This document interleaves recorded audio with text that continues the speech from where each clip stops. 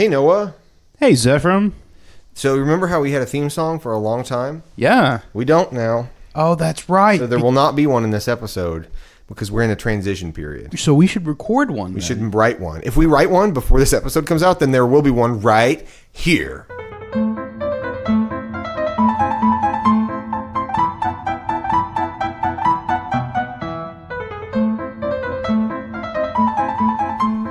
That was awesome. That was so good, man. Wow. Wow, we're talented. I can't believe we wrote that. Yeah, I know. Time. Wasn't that great? It's no pressure. No, I know. Absolutely. It's the best song ever written, so no pressure on future us. But the reason why is because we're in a transition period. You guys all know the famous theme song that you love so much.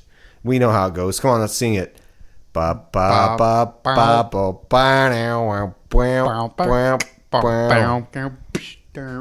Yeah. Something. Yeah, it's like funky. It is funky. But I got tired of paying for it. Yeah, it gets expensive after a while, especially when we're not making any money on our podcast. That's not a hint or anything.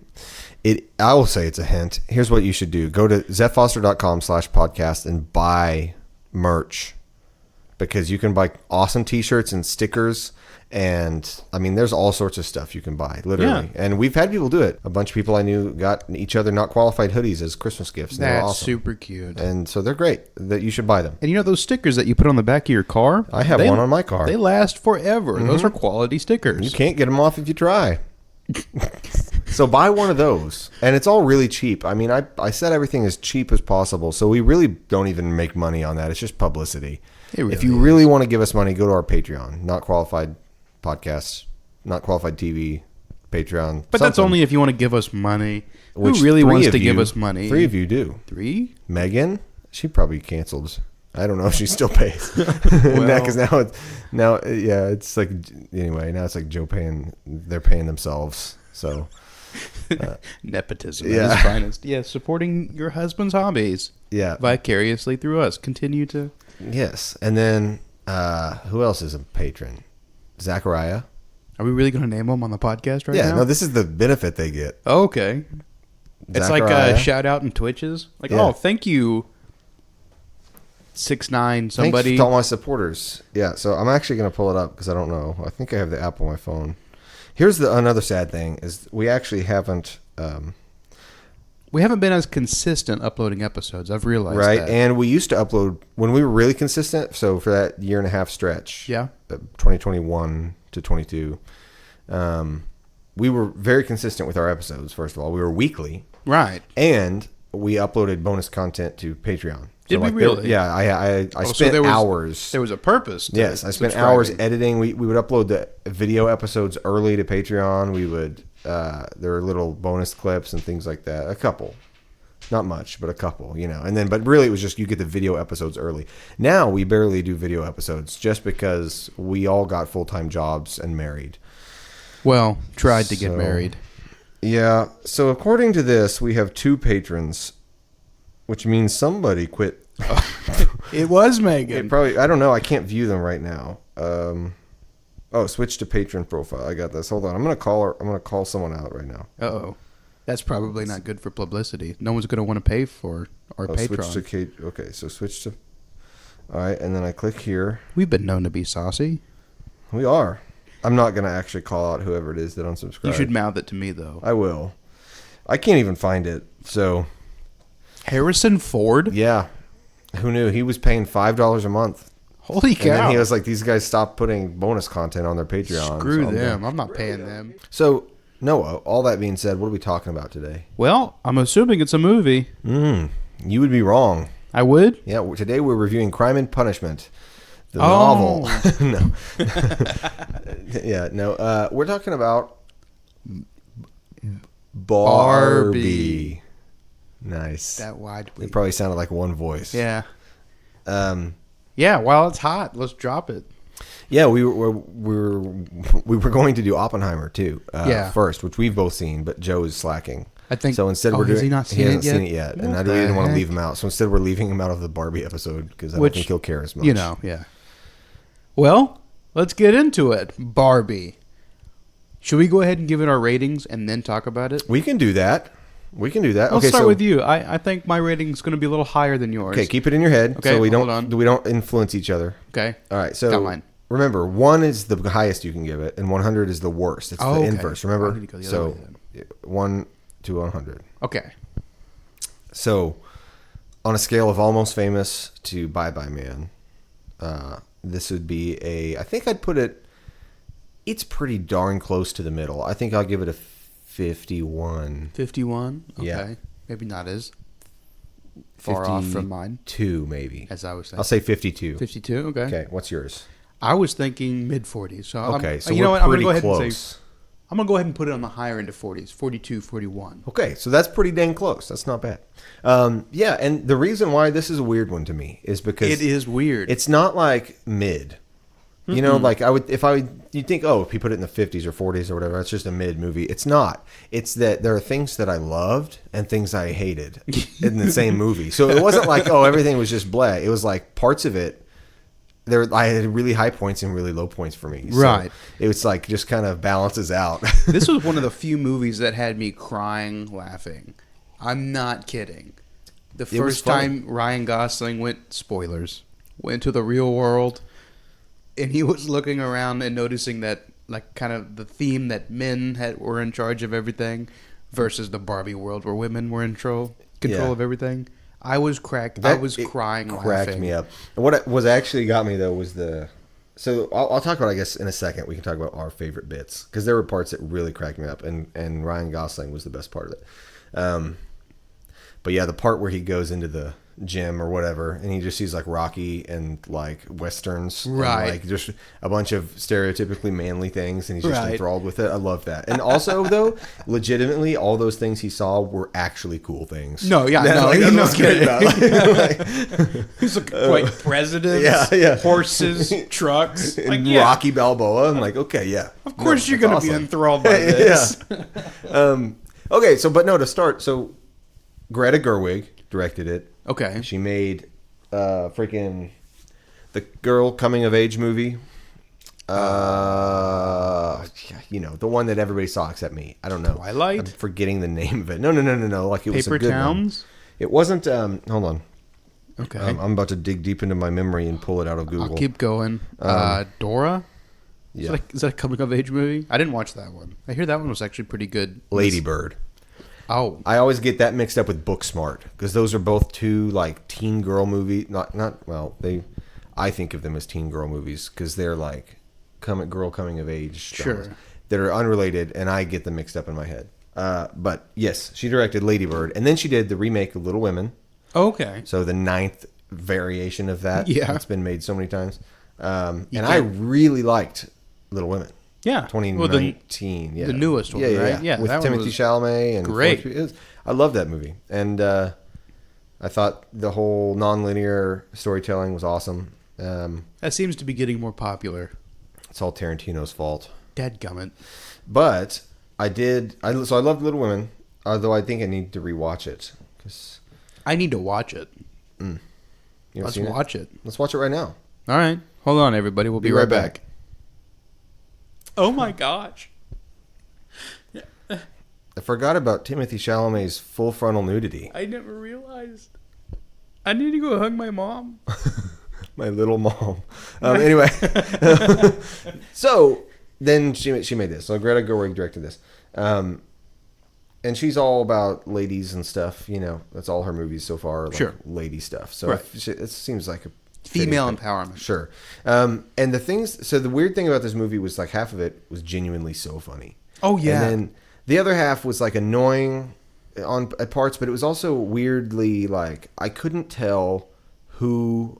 always tell who was being satirized. It's like it's clearly a satire. The whole thing. And they set it up really clear cut. It makes sense at the beginning. You're like, okay, so this world is like an inverse of how Greta Gerwig thinks the real world is, and then she's gonna like flip everything. But then it gets really muddled once they bring the real people to Barbie Land. Right. Everything gets confusing after that. And then there are just parts of it. I think the things that really dragged it down a bit for me was like the confusing messaging, and then the like certain things that were annoying about that, and then how some of the script they just kind of like wrote things and then forgot about them. It felt confusing. It felt like they wanted to preach a message, but never really got around to it. Yes. Yeah. And then it also felt like they forgot about some characters. Yeah. Like they keep setting up the tension between the mom and the daughter, and then that just went away. And like Will Ferrell and all the Mattel guys, you kind of forget they're there. I kind of thought that they were going to have a clever little twist where Will Ferrell's character was actually from Barbie Land. Yeah, dude. I thought there was going to be something. Something. And then he was like, because he knew everything. And let's say, right, spoilers from here on out, I guess, so that we can just say what we want. Since the beginning of the episode, really. Sure. Retroactively spoiler. I'm retconning. There were spoilers. Keep talking. Okay. Well, crap. What was the... No, so I thought they had an idea of where the movie wanted to go. And they definitely had... It wasn't preachy in the way that a lot of people kind of expected it and or are saying that it is. I went into this movie, kind of retcon what I was saying here. I went into this movie expecting kind of a man-hating, like, female empowerment movie. And that's not a bad movie. That makes money, right? Because that's half the population. So I didn't go in expecting to be angry. I went in knowing that I was like, it's a Barbie movie. You knew what you were in for. Yeah, exactly. I knew it was. But then it was only half that. It was like yeah. Keep going. Sorry. Well, and then I feel like they made a lot of really good points for both genders, really. About how like Ryan Gosling's character was totally ignored and deemed useless unless he was useful in some way. I thought that was kind of cool. As in like, yeah, men are totally useless until they're needed in some capacity. But then... I think for me, every kind of anything in it that was trying to make a point like that felt either really shallow or really cringy to me. Really shallow is a great way to put it. Because it was like they... Okay, so like, for example... it would be funny, and then all of a sudden they would try to just drop that serious bomb on you and then out of nowhere. Sometimes it would feel like, okay, this is clearly just satire, and this is funny. Like when Barbie goes to the school, and the kid starts yelling at her and calling her a fascist. I'm like, okay, that's hilarious, because it's like so over the top, and it's clearly satire. But then there'd be other times where it felt like it was riding the line, and I couldn't tell, is this also satire? Like making fun of people who would say this? Or is this actually trying to preach at me right now? Right. And I couldn't tell. And then if it was trying to preach, which sometimes it just felt a little cringy. So like the scene I'm thinking of is when America... what's the mom's character's name? I don't know. I didn't memorize names. Barbie and Ken. That's it. Yeah. Whenever she's giving Barbie the speech... about like how hard it is to be a woman. Oh, and she's yeah. She's like, you have to be thin but not too thin, and like just listing things. It just felt copy pasted from Reddit. Like, it really did. It was like, I don't know. It felt like that could have been a really good moment in like cinema and history. It could have been hilarious too if they would either commit all the way or do something subtler. They had to do one or the other. It could have been a good message, or it could have been funny. But I think they tried to float that line in between too hard. Yeah. And they just kind of missed both marks. Yeah, just ever so bit. Yeah. But I think overall the movie was so funny. Oh, it was hilarious. And my favorite part of the movie was right after that when they're like, we don't need to be objectified. So real quick, let's objectify ourselves to get the men out of the picture. Oh, right. Sorry, that was not PC of me. No, it was funny. So also, along with it being hilarious, the production quality and just the direction itself was very well done. Visually it was great. I loved watching this movie. And it just fit. It was great. Right. And then it didn't take itself too seriously. None of the rules made any sense. No. It was just great. All that I loved. And also, can I just note the whole like time when they were like, everyone needs to be perfect. Every single person in that movie was like perfectly sculpted, except for the ones that were intentionally not.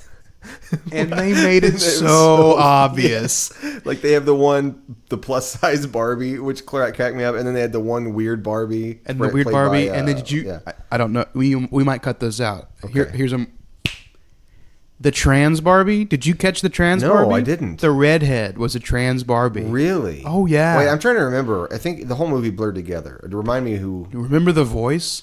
It was, hey. Maybe. It was way off. And That's it was funny. the one where Ryan Gosling, she went up to Ryan Gosling and was like, he was under the car working on something. And she was like, I don't blah, blah, blah. He's like, well, it's because the glasses are covering your big, beautiful face. That's the trans Barbie, the redhead. Gosh, I don't remember that. Yeah, that's funny. So they did another thing in there. My gaydar is perfect. I thought, yeah, you've had highly tuned. Do you want me to edit that out or no? That's to you. Okay, I'll look at it after. So another thing that was hilarious was that kind of caught me off. Okay, so first of all, I should have started with this. All I could think when I watched this movie, and I told you this, the only thing I could think the entire time was that this period of history will be incomprehensible to anyone who didn't live through it. In 100 years, anybody that tries to go back in time and watch Barbie or Space Jam 2 with LeBron James is going to want to hang themselves with like they will have no clue what's going on. And they do that because they want to comment on the times that we're in. Because arguably, we're on some of the craziest times in human history, or in American history. Let me rephrase. And so we want to like make a topical movie, but everything changes so fast in our modern American history that this movie is going to be dated in 6 weeks. And yeah, not only dated with the references, but just like the style of like the weird, over the top, self-referential, and even the way the characters talked and thought. Being and meta is going to get old real quick. Yeah. People are going to want real stories back. And you know who I blame for that is Disney with Deadpool. Speaking of Disney, remember Star Wars? Nice. We should just start talking about Star Wars. You know who? Well, never mind. Sorry, I actually would go on a tangent about Star Wars. So, it'll just incomprehensible. I was like, if I didn't grow up, if I was not born at exactly the time I had been born, this movie would make no sense. No sense to me. But it was like targeted toward people specifically my age that had my experience. It's targeted to 25 to 27-year-old kids. Yes. Who just got out into adulthood. Absolutely not directed at kids. I was shocked by how adult this movie was at times. If you bring a kid into this movie, they're going to be bored out of their mind. Now, there's like 3 inappropriate parts in the movie where you're like, you can get away with explaining, like, oh, she doesn't mean it like that. She means There was one thing toward the beginning, and I don't remember what it was. Was it beat you off? Yes. Yes. That was like, this isn't a kid's movie. Yes. I want to beat you off. Yes. And they're like, no one's beating anybody off. Yeah. I was like, what the heck? And then the joke that was actually funny, but was weirdly topical, was when the first Barbie and Ken go into the real world, and she's getting like hollered at by a bunch of construction workers, and everybody's checking her out and harassing her. Because they're and like, she goes up to the construction workers on their lunch break, and they just start like harassing her. And then she says, "I'll have you know that I don't have any genitals down there, and neither does he." And it was worse than that. She was, "I don't have a vagina." Yes, they were very explicit. And then the construction workers, in my mind, I was like, "Oh, they're gonna like be just weirded out. It's gonna be a one-off joke." You know what I mean? Right. But instead, they double down and they make another joke out of it, which is that the construction workers didn't want to be transphobic. Right. And so they were all like, "Oh, that's fine. We don't care. That's perfectly we don't care." fine." Well, and I was like, to be fair, they were LA construction workers. Yes, but that was actually legitimately funny. The fact that they were willing to like holler at a girl on the street and harass her, but then they didn't want to be transphobic. That's legitimately funny. That's really funny. And it's good satire, but then it was inconsistent throughout the movie. I did love how fast they were with all the quips. Yes. There was not a breath in between some of those guys. Mm-hmm. If I said you had a beautiful body, would you hold it against me? Hey, girl, what are you doing? Yeah, it was so quick. It was very quick, yeah. And then my favorite joke was after they call Barbie a fascist, and she goes and cries on the bench, and she says something along the lines of, "How can they think I'm a fascist? I don't even," what did she say? "I don't even control the media," or like, "I don't even control the national economy," or something like specific, something very specific to actual fascism. And that was a great joke. Well, there was another one that Will Ferrell said when they first, like when what's her name went up all the way up to the top floor of Mattel, mm-hmm. and he actually, because they realized that Barbie busted in, and it was some like philosophical term that he used. It just cracked me up because I just got out of philosophy. Oh, it was he was like talking about making a new toy. Oh, he was like, "Yeah, this is great as long as it relates to female agency." And like, I don't know, it was so really, it was very fast, very Will Ferrell clever, but it was not like dawned over. It was very just. I They love kept, those. and then some of the jokes with like the different kind of Barbies were pretty good, like failed Barbies. Like what was it? The What? pregnant Barbie? Yeah, that was funny. And then there was the philosopher one. Was it Foucault? What philosopher was it? There's like a Foucault Barbie or I a. don't remember. Let me look. Was it? I love how they put in Michael Cera in that movie as Ken's friend Alan. Yeah, that was funny. That was hilarious. That was funny. He added a lot to that movie, and I didn't expect him to. I haven't seen Michael Cera in a movie in a while. He hasn't done much, has he? I don't know. I haven't seen him in many things. He's been releasing a lot of music lately. It was Proust. It was Proust Barbie. Bruce Barbie. That was funny. And then Also, another topic. When are they going to stop casting SNL characters in movies? never. That's been a thing since 1978. Just because they're on SNL doesn't mean they're funny. Was it 78? What was the first SNL movie? Caddyshack was pretty early, but that was 80. That was 1980. When was Christmas Vacation? What was the first? Okay, hold on. You're asking the wrong guy. No, hold on. So we've got. I'm trying to think. Before I Google, I'm gonna try to see how well I can do. I'm gonna try to just go off the top of my head. So Caddyshack was 80. Sure. That was not the earliest because I'm pretty sure there was a National Lampoon movie in 78. I think. Was there? Animal House, maybe. I don't know. No, Animal House was. Oh. Again, you're asking the wrong guy. So then other SNL movies. Let's think. Blues Brothers. That's too late. Ghostbusters. That was SNL? Well, I'm thinking SNL casts that went on to just make movies, not actual. So if we're talking actual SNL movies, then it's just like Wayne's World and Coneheads. Yeah, That's like what I was thinking. A terrible list. No, I'm thinking just SNL guys that springboard onto doing movies. You have all the Adam Sandler stuff in the 90s. Well, some of the SNL, some people who went through Saturday Night Live actually went on to have a very successful movie career. Yeah. I'm talking about the people who have been on there. Like, what's her name who played Weird Barbie? Yeah. She hasn't done anything. She's not a successful actor. All she does is that character. Was it Kate McKinnon? Yeah. Yeah. Was it? You Maybe. could say any name, and I'd agree with you. I always get Kate McKinnon and Kristen Wiig mixed up. Just because their names are K names. Anyway, so we've got all SNL movies ranked according to Rotten Tomatoes. So these are just the actual SNL movies. So you got Wayne's World, Blues Brothers, MacGruber, I forgot about that. Coneheads, Ladies Man, Night at the Roxbury, It's Pat. That's it. Okay, but if we do movies starring SNL cast members, then because SNL only started in 75. Sure. Okay, so you know who I miss in stand-up comedy? Steve Martin. Man, I love that guy. So of course you have Austin Powers, you have Anchorman, Talladega Nights, you have any Will Ferrell and so. Okay, so going earlier, you've got Ghostbusters. Animal House was 78, so I was onto something there. Blues Brothers was 80. Just because Will Ferrell was a cast member, Caddyshack was 80. All of his movies are considered SNL movies? No, the ones that were actually SNL movies was that first list I read, where it was just like 6 movies, and the only good one was Wayne's World and Blues Brothers. But this is another list that's just any, cast members. Okay. So, but this is weird. It's a blurry line. So, like the National Lampoon movies are not technically SNL movies. They're not produced by Saturday Night Live, but they are kind of SNL movies because there's so much overlap in the writers and the cast, and it's almost 100% positive, certain that so the first National Lampoon wasn't until 83, so I was wrong about that. But just that some of those really blur the line where you're like, okay, technically it's not, but it kind of is. Like I would have thought Tommy Boy was an SNL movie, but it's not. That's just because it's not based on an actual character. You know what I'm saying? That's not what we're talking about, though. So Barbie is technically an SNL movie. Sure. Because that character is in my brain, yes. Yeah. Absolutely. No, yeah, they're. So is what's the weirdest thing we can call an SNL movie by this logic?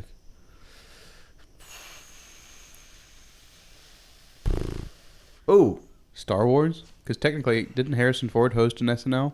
Well, but that was after he's famous. I don't know if hosting counts because they have all, then Taxi Driver could be a freaking Exactly. SNL movie. But you can't. I don't think you can retroactively. I think it's got to be. They had to be a cast member, not host. Oh, okay. And I think they had to be on SNL first and then go on the to TV movie. show The Bear. Who's in that? John Mulaney for an episode. SNL show. It's an SNL show. Hold on. They also say that show is a comedy. Have you watched that show? I have not watched it. Holy cow. To all our subscribers, I highly recommend you watch The Bear. Be mindful, there is a lot of language. So comes with the world of culinary and high intense environments. Was hold on, career. We're about to figure this out. Hold on. Okay. I'm trying to pull something off the wall that we could call an SNL movie, but that's not, you know what I'm saying? But I don't think that he was on it. I don't want to reveal who I'm talking about. Nope. Okay. So we can't do him. So, that was good. So I forgot about John Candy. You could do any John Candy movie. So, and I mean, so like Planes, Trains, and Automobiles, in terms of tone, it's not an SNL movie because it's not really stupid. It's a good comedy. Sure. But the two leads are SNL people, so you could definitely. Is it anything Tina Fey is in? Yeah. Alec Baldwin. Well, I don't know if Alec Baldwin hosts a lot, but was he? I don't think he ever was a cast member. He's a funny guy, though. Besides shooting people, he was a funny guy. The 2016 election, he was a full-blown cast member. I would consider. Yeah. He did that's Trump, true. He did all but those are like guest appearances, though. Was it? I think so. If he's on every episode for I don't know. 4 years. That's true. But it wasn't like his full-time job. Like he was just. I guess an actor. Tina Fey. Anything Tina Fey is in? Yep, and anything that. Wow, hold on. There's so many people that I'm thinking of now. So, Truman Show is an SNL movie because Jim Carrey. Yeah, series of unfortunate events because Jim Carrey. Yeah, was Paul Rudd ever? I associate him with them, but I don't know if he was ever actually on. Where's Seif when you need him? I need Seif right now.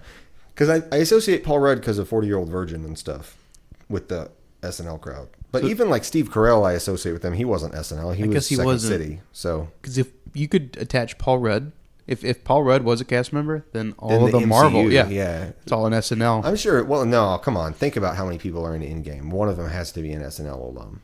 One of them has to be, right? Was Robert Downey just did like serious stuff? Yeah, he wasn't, and his dad was famous. In-game cast. We're about to figure this out. In-game cast. So we've got no. Paul Rudd's a maybe because we don't know.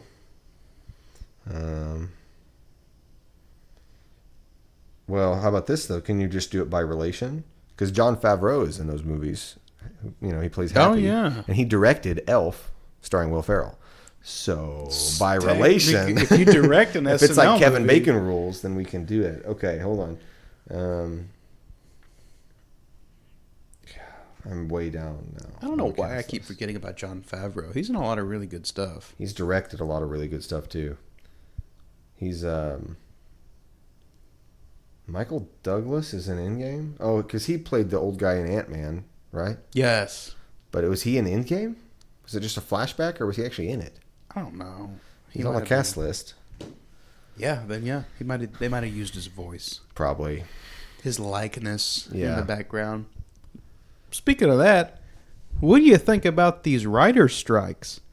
I think that we don't need them anyway because we have ChatGPT. We do. We have AI now. So all those famous A-list actors are useless. Let's quit paying them money. I am so cynical about the future. When we went and saw Indiana Jones... I haven't watched the new one. You haven't? So because the first 45 minutes were CGI, yeah, weren't when he's in the trailer and they show CGI young Harrison Ford. Sure. And you think, they're going to do some quick throwback thing or whatever. Right. And it was already uncanny when they started doing this in like Rogue One. They brought Carrie Fisher back. And they also did Luke and The Mandalorian.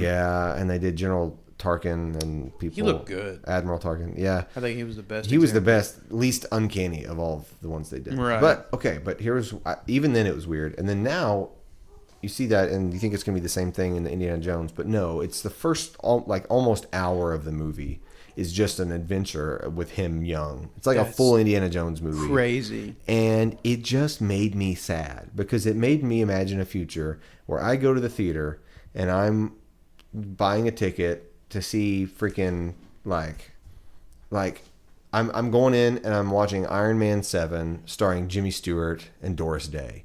Yeah. Or I'm going to watch a musical rendition of Back to the Future Part 9. And Michael J. Fox is brought back, but he's an infant now. It's infant Michael J. Fox because we can deep fake that. And we brought Doc Brown back, and Christopher Lloyd is also a baby, but he's still kept the crazy hair. And then we make them dance, and we make CGI animate them tap dancing. Yeah, well, you can do anything you want. Freaking Charlie Chaplin comes in. It's a full AI recreation of Charlie Chaplin, and he gives us a little speech as Hitler. It just makes me want to never watch a movie again. No, it's literally a Black Mirror episode. Speaking of that, you've watched the new episodes of Futurama. Yes, I have. Where the scary mirror. Yes, and that was great because it was the scary door. Right. When it was the Twilight Zone ripoff, it was a scary door, and now it's scary mirror because it's a Black Mirror. It's really funny.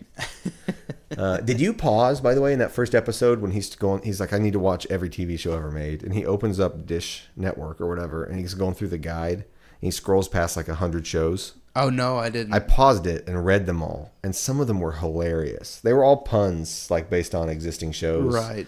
And one of them was the one that made me laugh out loud was Frank Herbert's Name That Dune.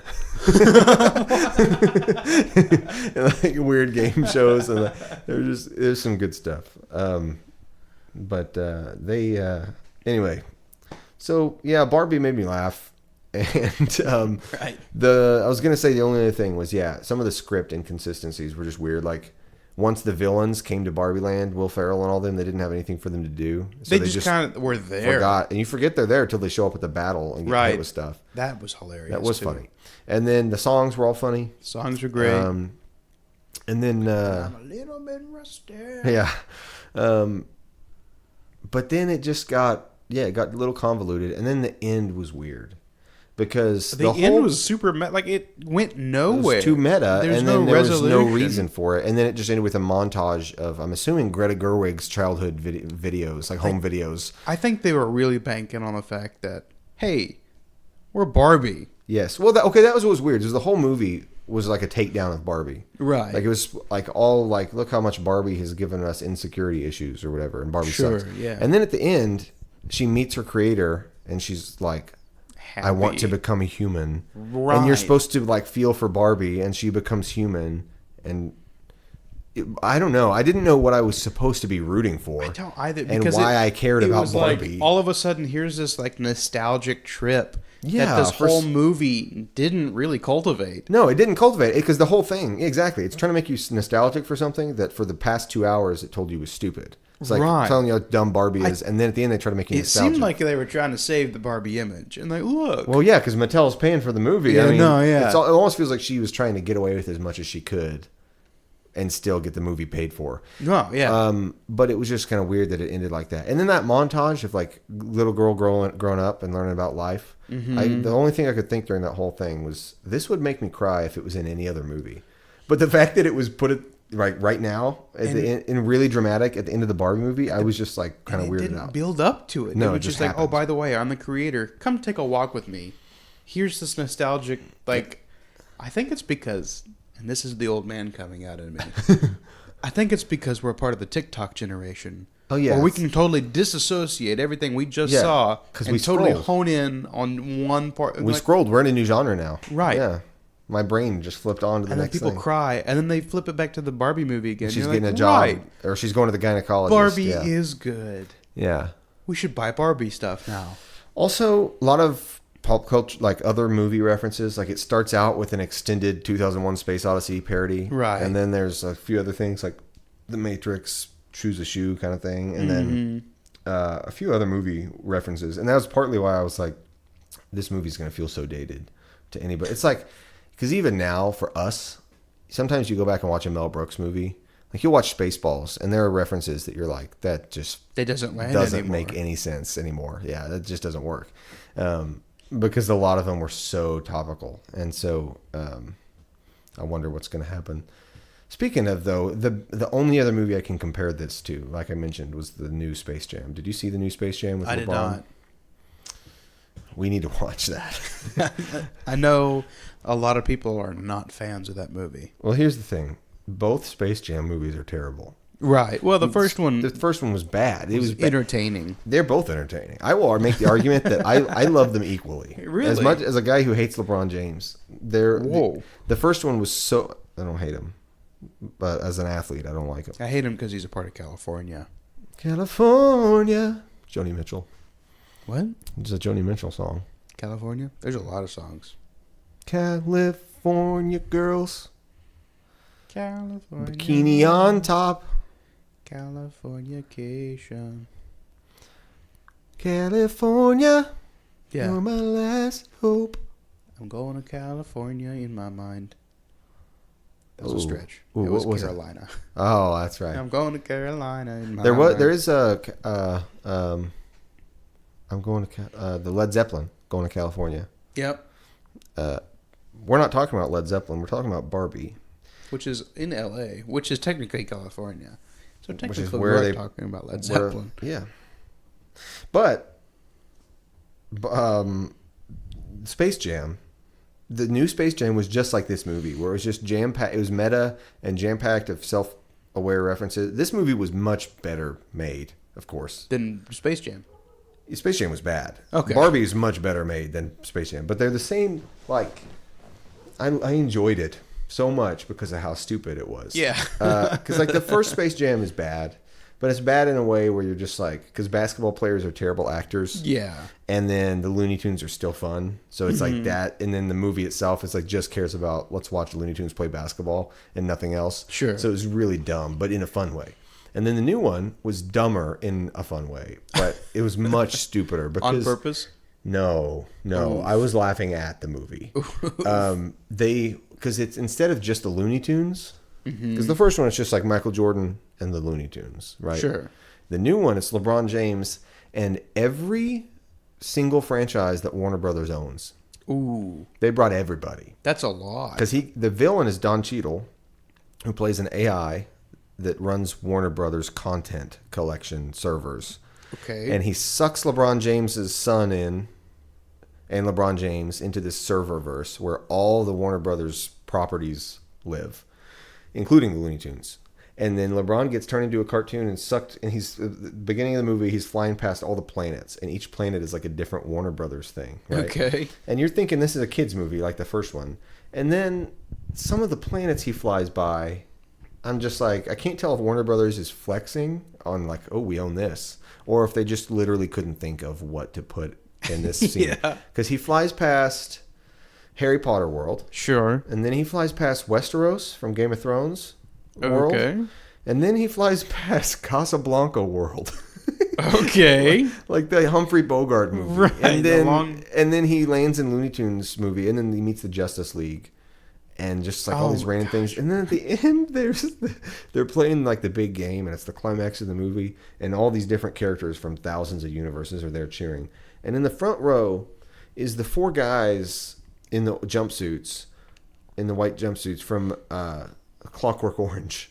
What the heck? So, and this is like a kid's movie. Right. And these characters are like serial rapists and murderers. Yeah, you don't. And they're like sitting there cheering on LeBron James. Or maybe they were cheering on the other guys. I don't know, but yeah. And then it's just like the bad guys. Literally anything that Warner Brothers owns, they're throwing in there. And I was laughing out loud when I saw the Clockwork Orange serial rapists cheering on the LeBron James. That's so weird. It was hilarious. What a weird choice that was. Yeah, they're in the front row, dude. They're not just like in the back. Hidden. Yeah. Well, somebody decided that. They're like, oh, these are recognizable characters. Mm-hmm. Yeah. Yeah, I recognize them the for all the wrong atrocious reasons. crimes they committed. Yeah. What the heck is this? It's so bad. You know, it probably reflects real life. Wait, what? Oh, yeah. Unfortunately. Anyway. Sublime. What? And Ryan Gosling line from Barbie. That's what we're talking about. When she was like, yeah, I guess I will be your long distance, low commitment, on and off again girlfriend. Sublime, yeah. It's like, sublime. Let me think about it. Yeah, so Barbie 52. I enjoyed it. I had a good time.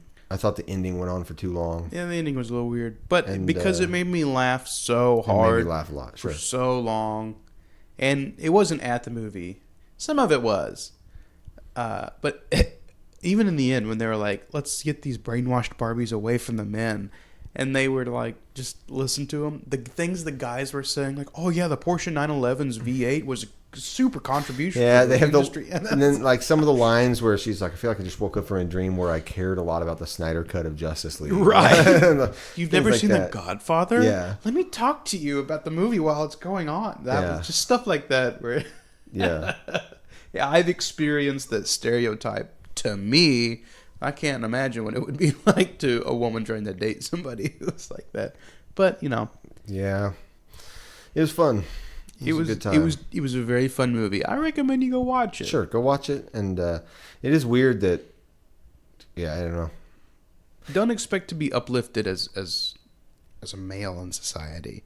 Expect to be uplifted if you're not even if you're a woman. If you're a single woman below the age of 30, you'll feel good walking out of this movie. Right. And maybe. if you're fit. Depends on what you believe, too.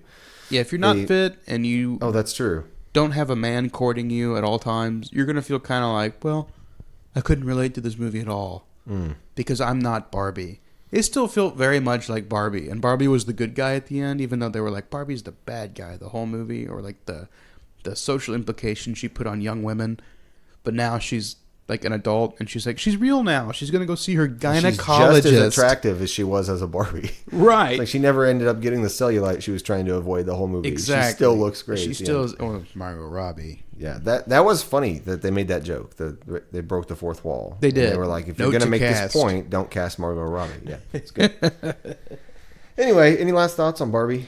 No. Oh, well, yes. For 45 minutes on this. On Barbie. Yes. Well, it's a hot topic. I know, it's good. There's some stuff we can probably trim it down. No, I'm not going to trim this. You probably should. Just a little. Okay. At the end of the movie, Mattel got me. Mattel got me with their materialistic capitalism. With the I am Knuff, I would wear the heck out of that sweater. I think my sister ordered it. Did she already order it? They had the pre-order. Talked about it's it. $60. Yeah. Why is she ordering it? That's Kim's. I think Gustavo ordered it. I think they fighting. Oh, never mind. She's married. She can do what she wants. She's got a man. She has a Ken. That was, for all intents and purposes, very much a joke. Before I saw this movie, and I kept seeing the I am Knuff memes. So I didn't see anything prior to this movie. I was actually talking to Steely about that.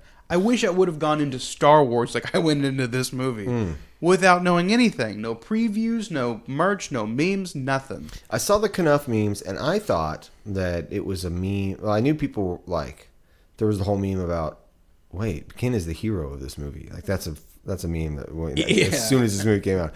And then I thought it was more of that. And then the I am Knuff, I thought it was supposed to be pronounced I am Kino. And I thought it was a triple pun, which would have been better because Kino, like Kino, is what people say like if a movie's good. Like, oh, that's Kino because that means movie in German. It's just stupid. It's like, like on the internet, it's like a thing. If you'll see on Reddit or wherever, people will be like, Kino, it means good movie. So I thought it was a joke of I am enough, I am Ken enough, I am Kino. Because this movie is Kino. I thought they were like a quadruple layer joke going on there. And then I turned out it's just a pun. Yeah, don't take it away. Maybe they were that I'm just going to start saying I'm Kino. And yeah, when you start seeing the sweater everywhere this winter. I'll just be like, hey, you got the I am Kino sweater. And see if I can maybe. I am Knuff. Yeah, and then I'll act like they're stupid. You make a good point here. You didn't make it, but my brain did while I was thinking about it. I don't know that I want to be associated with everyone who's going to be wearing that this winter. Interesting. I'm not going to buy it. You've helped me make up my mind. Well, you shouldn't buy it anyway because it's $60. I was thinking about it because it's like, what's the term when it's like fluffy but it's still polyester? I need my girlfriend here with me. She knows what it's called. Plush. No, it's like there's like a term for it. Floof. Not chevron. What is it? What? Yeah, no, it's like a term. Chevron, like the gas station? Where's Caitlin? She's watching Man of Steel downstairs. Oof. What a terrible movie. Beautiful Man. Terrible movie. Beautiful Lois Lane as well. Who plays her? Amy Adams. Oh, goodness. But she should have been in the Barbie movie. We just finished watching Superman 2. Like rewatching Superman 2. With the John Williams? Yeah, like the originals. Yeah. And then after that, she knew I was going to come record this podcast. So she was like, I want to keep watching Superman movies. Turn on Man of Steel for me. I've already seen that one. I can just knit while I watch it. And then so I came up. And I will say, Superman 2 we should talk about sometime. Because Superman 1 is one of my favorite movies ever made. The original Superman. What's the one where he goes back in time? That's the first one. Okay, I've seen that one. It's one of my favorite movies ever made. And then the second one, so much weird. It's weird, the parallels behind the making of Superman 2 and the making of Justice League, with Zack Snyder cut and all that stuff. Yeah. Very weird parallels. We should talk about that in another episode. Coming up in a future right after this. Hey, audience, call in at 918-268-6337, and we'll play your voicemail on the show and respond to you. Or if you recommend that we don't, we won't. But if you want us to talk about something, please just give us a call. It's free.